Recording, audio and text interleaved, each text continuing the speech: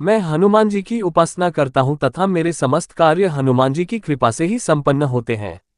बात 23 अगस्त 2003 की है। शाम को लगभग 5:30 बजे का समय था।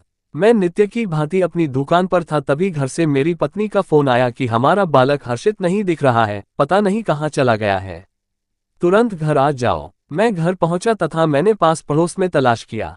कहीं कुछ भी पता न लगने पर मैंने तुरंत रिपोर्ट लिखवा दी और साथ ही वायरलेस पर भी संदेश प्रसारित करवा दिया। पत्नी का रो रोकर बुरा हाल था।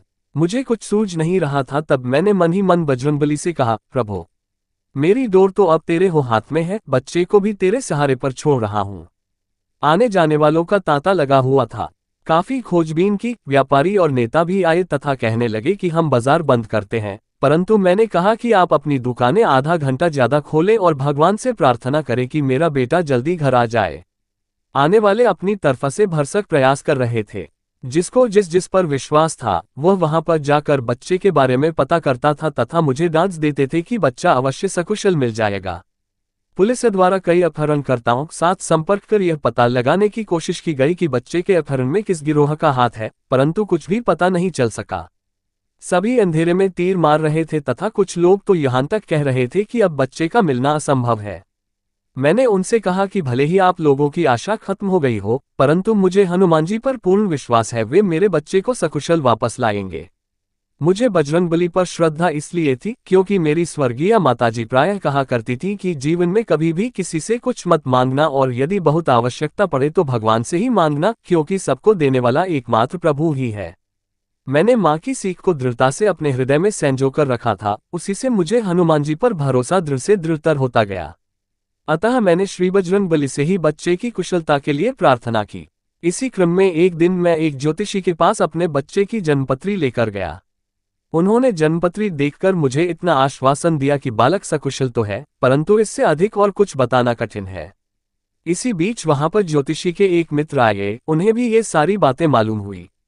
उन्होंने भी जन्मपत्री देखी। फिर उन्होंने मुझसे कहा कि भाई, मैं एक रामबाण उपाय बता सकता हूं, जिसे कि आप श्रद्धापूर्वक करें तो बालक अवश्य वापस आ जाएगा। उन्होंने कहा कि आप 108 बार हनुमान चालीसा, बजरंग बाण एवं हनुमानाष्टक का पाठ करें। जो 7 बार पाठ कर कोई छूट ही बंदी महासुख होई। मेरी तो वैसे ही बजरंगबली में अटूट श्रद्धा है और इसलिए ज्योतिषी जी की बात का मेरे मन मस्तिष्क पर गहरा प्रभाव पड़ा। मैंने अगले ही दिन हनुमान जी के मंदिर में जाकर उपर्युक्त पाठ बिना विश्राम के पूर्ण किया। उसी दिन सायंकाल मेरे बालक को अपहरणकर्ताओं ने गंदे एवं नरक जैसे गोदाम से एक दूसरे कमरे में, जो कि साफ एवं हवादार था, एक बोरे में बांधकर मोटरसाइकिल में रखकर स्थानांतरित कर दिया। ऐसा अपहरणकर्ताओं ने पुलिस द्वारा पूछताछ के दौरान बताया। इसी दौरान अपहरणकर्ताओं की चिट्ठियां, ऑडियो एवं फोन भी आए। बजरंगबली के चमत्कार से एक अपहरणकर्ता की आवाज पहचान में आ गई तथा उनको पकड़ने का जाल बिछाया गया, परंतु बजरंगबली को तो उन्हें बच्चे सहित पकड़वाना था। अब तक बच्चे को गए हुए 18 दिन बीत चुके थे तथा मैं और मेरी पत्नी मानसिक उत्पीड़न के शिखर तक पहुंच गए थे, लेकिन मेरी बजरंगबली के प्रति श्रद्धा में कमी नहीं आई थी और इसी के सहारे मैं प्रति क्षण सोचता कि मेरा बेटा जरूर वापस आएगा। मेरे साथ मेरे एक मित्र रहते थे तथा उस दिन सुबह उठते ही मैंने उनसे कहा कि आज बच्चा सकुशल आ जाएगा, तो उन्हें आश्चर्य हुआ कि मैं ऐसे कैसे कह रहा हूँ।